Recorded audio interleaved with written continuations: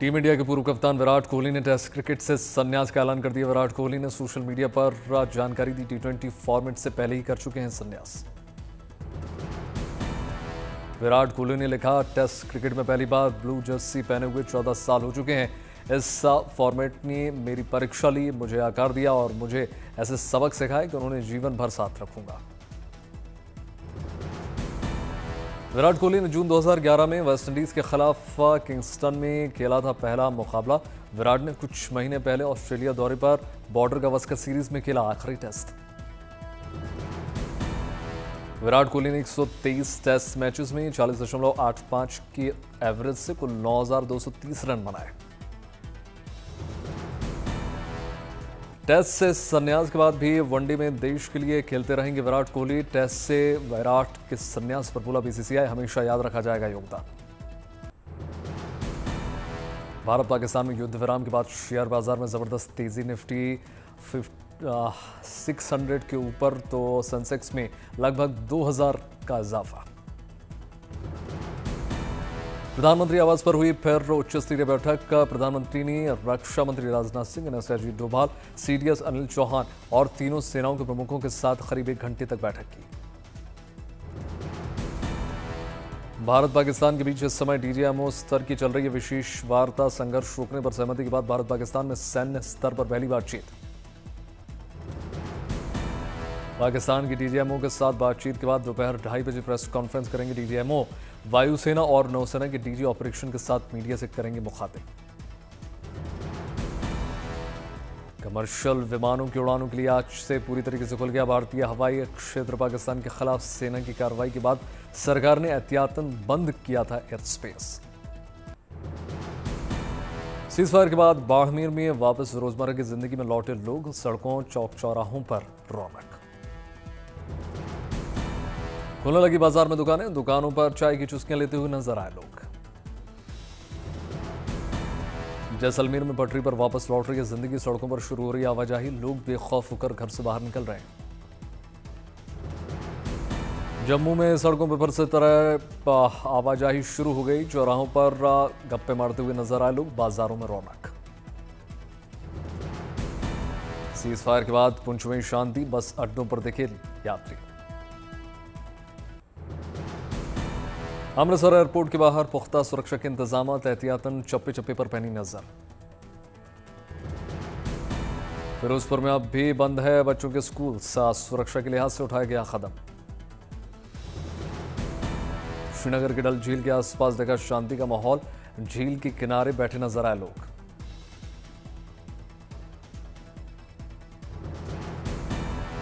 अखनूर में cease fire के बाद बदल गए हालात, घरों से बेफिक्र होकर निकल रहे हैं बाहर।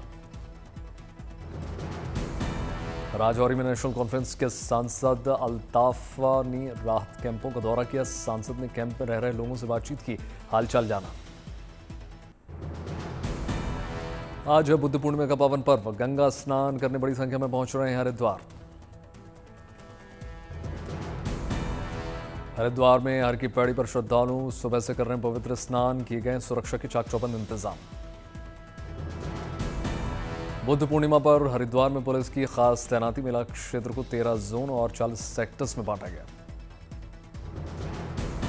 बुद्ध पूर्णिमा पर दिल्ली हरिद्वार हाईवे पर ट्रैफिक को लेकर किया गया डायवर्जन, स्नान के लिए गंगा घाटों पर कड़ी सुरक्षा। बुद्ध पूर्णिमा का है खास धार्मिक महत्व माना जाता है। आज ही के दिन भगवान विष्णु ने धरती पर अवतरण किया। चमोली में 14 मई से 26 मई तक लगेगा पुष्कर कुंभ, माड़ा में तैयारियां जोरों पर। पुष्कर कुंभ के लिए पहुंचने लगे भक्त, कुंभ में 1.5 लाख लोगों के आने की उम्मीद। देहरादून में ऑपरेशन सिंदूर की सफलता के लिए विशेष पूजा अर्चना, प्राचीन ऐतिहासिक मंदिर टपकेश्वर में भक्तों का तांता।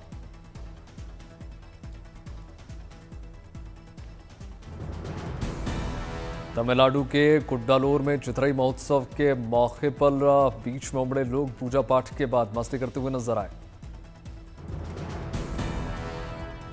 दिल्ली में ऑनररी डिग्री कॉन्फरमेंट सेरेमनी में शामिल हुई मुख्यमंत्री रेखा गुप्ता, केंद्रीय मंत्री अर्जुन राम मेघवाल।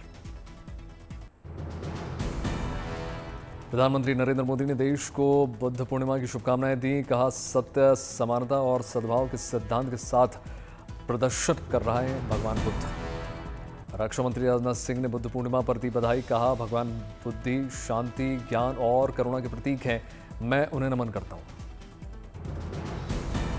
गृह मंत्री अमित शाह ने भगवान बुद्ध को किया नमन। एक्स पर किया पोस्ट। भगवान बुद्ध का जीवन मनसा, वाचा और कर्मणा त्रिवेणी है। कांग्रेस अध्यक्ष मल्लिकार्जुन खड़गे ने बुद्ध पूर्णिमा पर बधाई दी। एक्स पर लिखा, भगवान बुद्ध के सिद्धांतों ने हमारी दुनिया और मूल्यों को अमिट रूप से साकार दिया।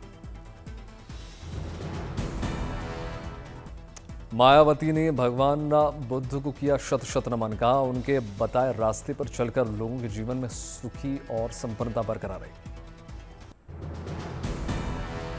वैशाख पूर्णिमा पर देवघर में बाबा बैद्यनाथ मंदिर में उमड़ा आस्था का जनसैलाब। श्रद्धालुओं ने विधिवत पूजा अर्चना की। जोशीमठ के पौराणिक नरसिंह मंदिर में धूमधाम के साथ मनाया गया नरसिंह जन्मोत्सव। बड़ी संख्या में शामिल हुए श्रद्धालु। अमृतसर के स्वर्ण मंदिर में गुरु अमरदास जी के जयंती के अवसर पर प्रज्वलित की गई दीपमाला। भक्तों ने लगाई अरदास।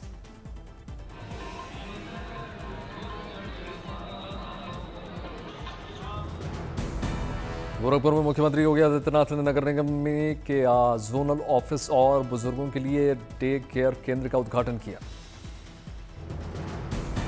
बिजनौर में फार्म हाउस में घुसा तेंदुआ। वन विभाग की टीम ने तेंदुए को रेस्क्यू किया। चारधाम यात्रा में उमड़ा आस्था का जनसैलाब। 13 दिन में करीब 5.5 लाख से ज्यादा श्रद्धालुओं ने चारधाम यात्रा की। चारधाम यात्रा में 12वें दिन भी लगा भक्तों का तांता। रविवार को 55,000 से ज्यादा श्रद्धालुओं ने दर्शन किए। केदारनाथ में 20,000 से ज्यादा भक्तों ने दर्शन किए। अब तक 2,26,000 से ज्यादा श्रद्धालु केदारनाथ धाम में हाजिरी लगा चुके हैं। बद्रीनाथ में भी करीब 14,000 से ज्यादा श्रद्धालुओं ने पूजा पाठ किया। अब तक 1,17,000 से ज्यादा भक्तों ने बाबा बद्रीनाथ के दर्शन किए। यमुनोत्री धाम में 10,000 से ज्यादा श्रद्धालुओं ने मां यमुना के दर्शन किए। अब तक 1,12,000 से ज्यादा श्रद्धालुओं ने लगाई हाजिरी। गंगोत्री में उमड़ा आस्था का जनसैलाब। करीब 10,000 भक्तों ने लगाई हाजिरी। अब तक 1 लाख के करीब श्रद्धालुओं ने दर्शन किए। गंगोत्री और यमुनोत्री धाम में दर्शन को लेकर भक्तों में जबरदस्त उत्साह। रेनकोट पहनकर दर्शन करने के लिए उमड़े भक्त।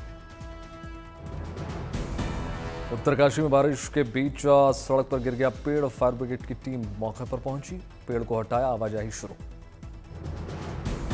बद्रीनाथ यात्रा पर फिट इंडिया की थीम। गाने के साथ स्वास्थ्य पर रखा जा रहा है विशेष ख्याल। चारधाम यात्रा को लेकर भक्तों में जबरदस्त उत्साह देखने को मिल रहा है। अब तक करीब 28 लाख से ज्यादा लोगों के रजिस्ट्रेशन हो चुके हैं। इंदौर में स्वामी विवेकानंद की दुनिया की सबसे ऊंची प्रतिमा का स्थापना के लिए पूजन अर्चन हुआ। मुख्यमंत्री मोहन यादव शामिल हुए। गोवा के चिंचवाड़ में मुख्यमंत्री प्रमोद सावंत ने अभ्यर्थियों को बांटे नियुक्ति पत्र। अगरतला में आध्यात्मिक नेता और मानववादी श्री श्री रविशंकर की 69वीं जयंती पर रक्तदान शिविर का आयोजन हुआ। मुख्यमंत्री शामिल हुए। इम्फाल में नवनिर्मित महात्मा गांधी पार्क का शुभारंभ हुआ। मणिपुर के राज्यपाल शामिल हुए। लखनऊ के दूसरे आर्मी स्कूल का शुभारंभ में बीजेपी नेता जगदंबिका पाल शामिल हुए। सिलीगुड़ी में सेना के सम्मान में रक्तदान शिविर का आयोजन हुआ। रक्तदान करने वाले लोगों को महिलाओं ने तिलक लगाया। उत्तराखंड में मुख्यमंत्री पुष्कर सिंह धामी ने बनबासा में तैयार हो रहे फ्लाईओवर का निरीक्षण किया। भारत से नेपाल जाने वाले लोगों की दूरी कम। नेपाल सीमा पर तैनात एसएसबी के 57वीं बटालियन के सैनिक सम्मेलन में शामिल हुए मुख्यमंत्री धामी। मुलाकात की। मध्य प्रदेश के मुख्यमंत्री मोहन यादव ने जल गंगा संरक्षण अभियान के तहत आयोजन कार्यक्रम में पहुंचे और 250 साल पुरानी बावड़ी के पुनरुद्धार को लेकर पूजा पाठ किया। सीज फायर के बाद आईपीएल में फिर शुरू होने वाला है मैचेस। 16-17 मई से हो सकती है शुरुआत। बीसीसीआई जल्द कर सकता है नए टाइम टेबल का ऐलान। क्रिकेट के मैदान से भारत के लिए आई शानदार खबर। ट्राई नेशन सीरीज के फाइनल में भारत की ऐतिहासिक जीत। भारतीय महिला क्रिकेट टीम ने 97 रन से जीता सीरीज। 5 मैचों की त्रिकोणीय सीरीज में 4-1 से भारत का कब्जा। भारतीय टीम के सलामी बल्लेबाजी स्मृति मंधाना ने खिताबी मैच में दमदार शतक जड़ा। मंधाना ने 101 गेंदों में 116 रन जड़े। स्नेह राणा 4, अमनजोत कौर 3 और तमाम खिलाड़ियों ने शानदार प्रदर्शन किया। भारतीय टीम ने श्रीलंका को जीत के लिए 343 रनों का लक्ष्य दिया था, लेकिन श्रीलंका 48 ओवर 2 गेंदों में 245 रनों पर ढेर। दिल्ली एनसीआर में आज आसमान में छाए रहेंगे बादल। मौसम विभाग के मुताबिक गर्मी बढ़ने के संकेत। दिल्ली एनसीआर में मौसम हो गया सुहाना। रविवार की देर शाम आंधी और हल्की बारिश से लोगों को गर्मी से राहत मिली। गुजरात और महाराष्ट्र में भी तेज हवाओं के साथ हल्की बारिश के आसार।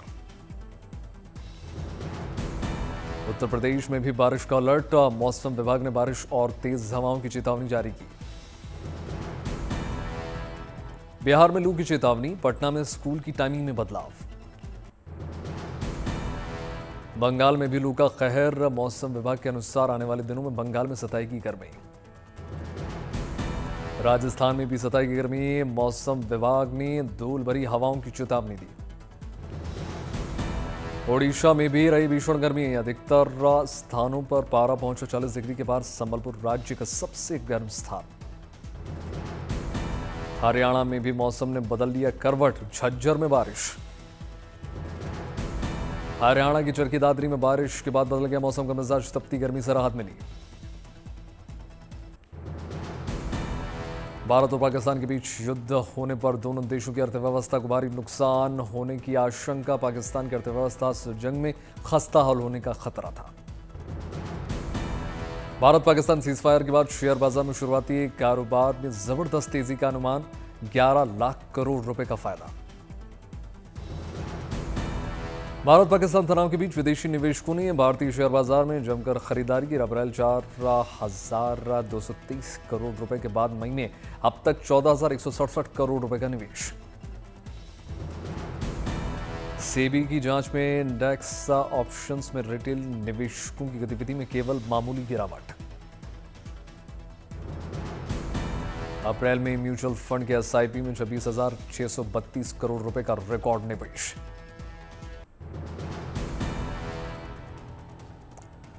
अमेरिका और चीन के बीच व्यापार वार्ता में प्रगति से तेल की कीमतों में आई तेजी। सोमवार को ब्रेंट क्रूड 27 सेंट बढ़कर $64.18 प्रति बैरल।